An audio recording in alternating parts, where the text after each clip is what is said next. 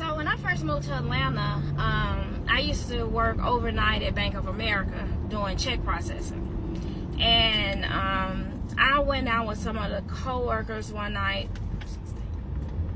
trying to meet new people, you know, new to the area. Oh, let me go out and meet people. Yeah, no.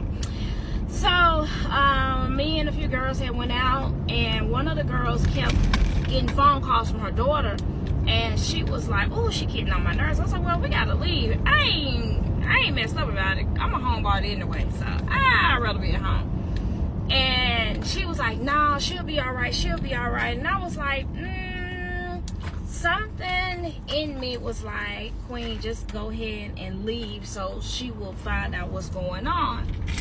So this was one of those times I actually listened to my gut. And I was like, oh, well, I gotta go.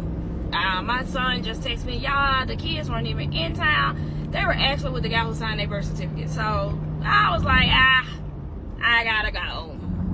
And she was like, oh, okay. So about an hour later, I was getting ready to go to work. Actually, the supervisor called and was like, didn't you go out with so-and-so and them? I was like, yeah.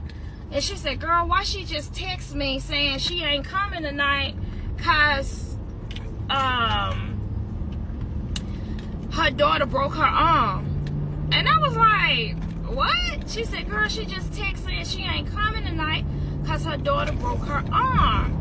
And I was telling the supervisor, I said, what's crazy is that somebody was calling her back to back, and she kept on saying, they don't want nothing, they don't want nothing. I said, and I just was like, well, let me go ahead and leave because something don't seem right. I said, and when we left, I said, I was like, hopefully, you know, she went ahead and called her child back. She said, girl, she just called me screaming and hollering that she on her way to the hospital. The baby was jumping up and down in the bed, and she broke her arm. She said, and I don't know. And I was like, wow. It's always been big to me to always answer the phone for my kids. I don't care what I'm doing. Especially when they were out with their friends, I'm answering the call. Now that they're older, I am definitely texting. If I can't answer one thing, anybody who calls me and I'm busy, one thing that I do is I always say, hey, is this an emergency? Are you okay? When I'm texting, if they say, oh, I'm good, okay, I'll call you when I finish.